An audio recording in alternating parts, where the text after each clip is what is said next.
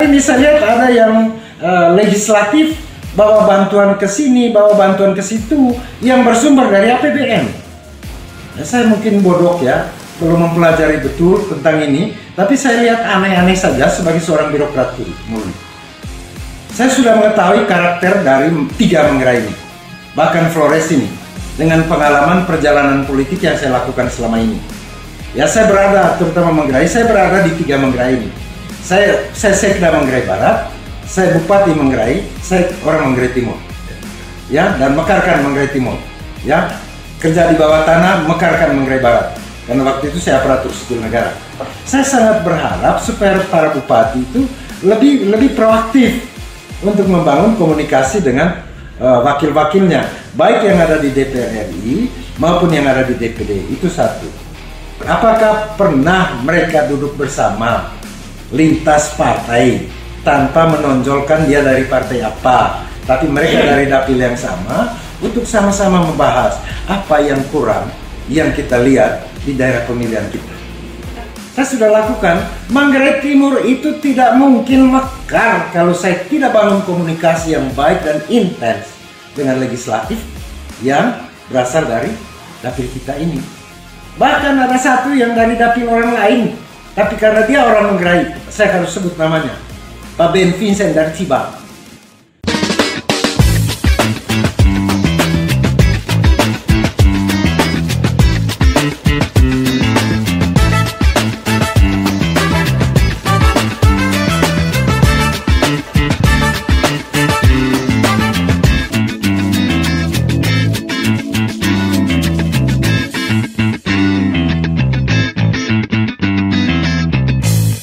Baik, begini, ada begitu banyak juru bicara kalau saya mau bilang ya, atau lembaga yang dibentuk resmi oleh negara ini untuk menyalurkan aspirasi masyarakat. Mulai dari tingkat lokal ada DPRD-nya, DPRD Kabupaten, ada DPRD Provinsi, ada DPR RI. Jadi ini adalah jembatan ini untuk menghubungkan kepentingan. Katakan DPR RI, dia adalah jembatan untuk menghubungkan kepentingan daerah dengan pusat. Ya, kepentingan pusat. Bukan cuma DPR RI, tapi ada juga lembaga yang diciptakan oleh negara ini sebagai senatornya, yaitu DPD RI. Ini kita ada DPD juga ini. Ada beberapa orang yang saya tahu yang pernah ketemu saya ini. Ada Kreng Maximus Ramses dari Manggarai Barat, ada juga anaknya Pak Beni Harman, Dr. Stevi. Mereka itu wakil dari pemerintah ya. Jadi jangan dibalik mestinya. Bersyukur misalnya macam saya sudah mengetahui karakter dari 3 Manggarai ini, bahkan Flores ini, dengan pengalaman perjalanan politik yang saya lakukan selama ini. Ya, saya berada, terutama Manggarai, saya berada di 3 Manggarai ini. Saya Sekda Manggarai Barat, saya Bupati Manggarai, saya orang Manggarai Timur. Ya, dan mekarkan Manggarai Timur. Ya, kerja di bawah tanah, mekarkan Manggarai Barat. Karena waktu itu saya aparatur sipil negara, ya kan? Untuk Flores sampai Alor, bahkan seluruh Nusa Tenggara Timur, saya sudah jalan, baik sebagai calon gubernur maupun sebagai calon wakil gubernur. Itu saya sudah jalan ini, saya sudah lihat. Nah, jadi mungkin teman-teman bupati itu juga jangan pasif, harus lebih aktif jalan di atas jembatan ini. Ada 2 jembatan ini, DPR RI-nya ada, DPD-nya ada. Jadi jangan dibalik.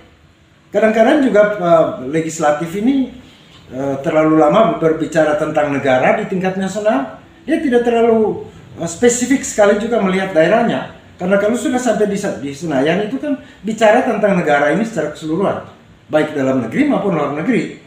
Oleh karena itu kepentingan lokal, saya sangat berharap supaya para bupati itu lebih proaktif untuk membangun komunikasi dengan wakil-wakilnya, baik yang ada di DPR RI maupun yang ada di DPD. Itu satu.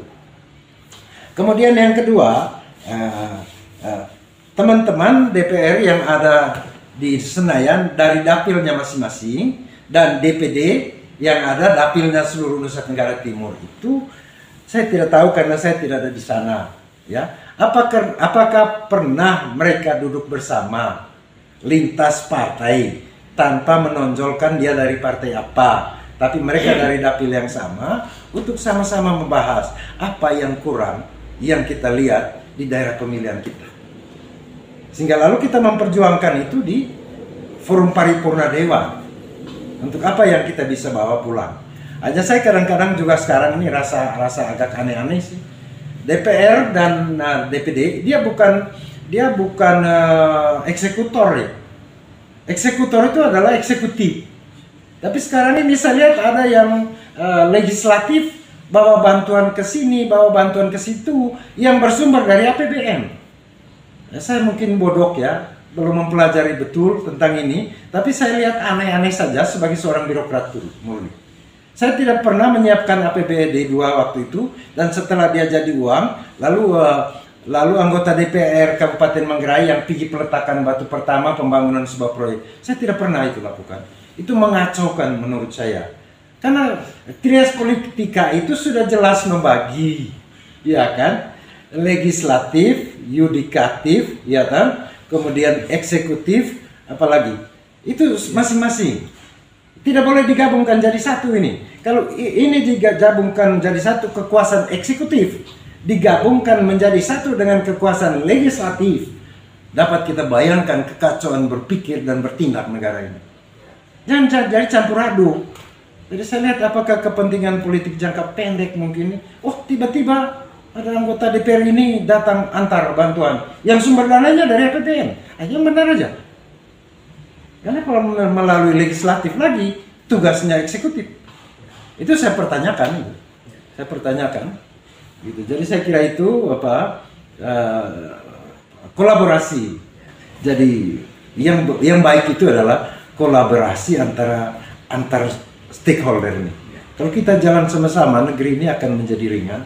Tapi kalau kita jalan masing-masing berkeping-keping, ya saya kira berat pikulnya. Tapi kalau ringan ya. Jadi kalau misalnya itu nanti diberkati jadi anggota DPR RI, berarti komunikasi dengan para bupati di Flores ini pasti lebih gampang karena itu pasti mengerti mereka punya kesulitan dan itu pasti bangun komunikasi itu sesama bupati dan yang sudah pernah. Iya, saya pernah tanya ini teman-teman legislatif, kenapa tidak bangun komunikasi dengan teman-teman bupati ini? Ya kadang-kadang teman-teman bupati ini juga mungkin saking sibuk dan dengan tugas-tugasnya untuk jawab WA saja sampai 2-3 hari. Ya manusia juga ini DPR RI ini. Manusia juga DPD RI ini. Dia juga punya kesibukan yang tinggi. Kalau WA dia tidak dijawab, ya saya kira dia juga tidak jawab. Rasa manusiawi sekali kalau dia mengatakan saya boleh berkomunikasi untuk kepentingan kau punya kepemimpinan, tapi kau sendiri juga tidak membuka diri. Saya kira begitu. Nah, supaya ini bisa berjalan dengan baik, komunikasinya harus lancar, baik langsung maupun melalui media sosial yang dan ada. Itu nanti yang akan kita lakukan. Saya lakukan, pasti saya lakukan itu. Pasti saya lakukan untuk buka jaringan, dan saya akan kasih saya punya nomor HP kepada para bupati. Ini nomor saya ini. Kalau ada soal, mari kita bangun komunikasi. Jadi prinsipnya itu siap membantu para bupati-bupati se-. Ya, untuk itulah kami ke sana. Jadi kalau tidak siap, terus ke sana. Begitu. Untuk bupati itu kan sudah representasi dari rakyat, kan dia dipilih langsung. Jadi kalau suaranya bupati itu harus dianggap sebagai suaranya rakyat. Yang pilih kau tuh rakyat yang pilih kau. Jangan sampai kau terdengar lagi. Dan waktu itu sentimen partai saya kira dihilangkan sudah. Dihilangkan. Begitu sudah duduk, jangan ada lagi sentimen partai. Nanti pada saat pemilu baru kita berpindah. Jadi kalau sekarang saya omong ini tentang komunikasi dan relasi ya, itu bukan dibangun dari sebuah kerangka teori, ya, bukan dibangun dari hasil baca buku, bukan dibangun dari hasil tanya orang, tapi saya sudah lakukan, ya. Saya sudah lakukan. Manggarai Timur itu tidak mungkin mekar kalau saya tidak bangun komunikasi yang baik dan intens dengan legislatif yang berasal dari dapil kita ini. Bahkan ada satu yang dari dapil orang lain, tapi karena dia orang Manggarai, saya harus sebut namanya, Pak Ben Vincent dari Cibal. Dia itu dapil Cibal, dapil Papua loh waktu itu. Tapi dia mencintai Manggarai ini. Saya coba membangun komunikasi dengan beliau karena beliau kebetulan berada pada komisi yang bersangkutan. Sehingga mereka berjuang di tingkat pusat, saya berjuang di tingkat daerah dan provinsi, sehingga Manggarai Timur itu bisa mekar. Dan Manggarai Timur itu tidak ada panitia persiapan pemekaran Manggarai Timurnya, tidak ada. Mungkin di provinsi lain, di kabupaten lain di Indonesia ini ada kelompok masyarakat yang menjadi panitia untuk memberikan pressure kepada pemerintah agar pemerintah segera memekarkan. Manggarai Timur tidak. Karena bagi saya memekarkan sebuah wilayah pemerintahan itu adalah tugas pemerintah. Tidak perlu masyarakat, kamu cari makan. Nanti urus mekar wilayah itu penataan kelembagaan itu urusan pemerintahan. Sehingga coba cek di Manggarai Timur ada tidak ketua tim pemekaran yang berasal dari LSM atau dari mana? Tidak ada, nol. Nah, tapi bangun komunikasi. Nah, bukan komunikasi hanya dengan, karena pemekaran ini kan tidak hanya pada DPR RI, ada juga di pemerintahnya. Jadi komunikasi dengan lembaga-lembaga di luar DPR dalam hal ini, lembaga birokrasi, Kementerian Dalam Negeri dan lain-lain, harus bangun komunikasi, harus ada relasi. Nah, di sana peran DPR, karena kita orang dari kabupaten ini kan kadang-kadang untuk ketemu dirjen saja setengah mati, apalagi kalau ketemu menteri, wah susah. Nah, kita pakai teman kita yang ada di DPR RI itu, almarhum Lawrence Bahandama misalnya waktu itu, Pak Beni, mereka misalnya waktu itu, ya saya pergi ke mereka, Pak Sipri Aur yang sekarang sudah pensiun, saya bangun komunikasi dengan mereka. Oleh saya mau ketemu menteri ini, tolong buka dulu akses. Oh gampang, telepon Pak Menteri, ini ada bupati saya mau ketemu. Tidak lama saya bisa ketemu. Itu model-model jaringan yang harus kita buat. Ya tentu prinsipnya begini, lu yang pergi juga lu tahu dulu jalurnya.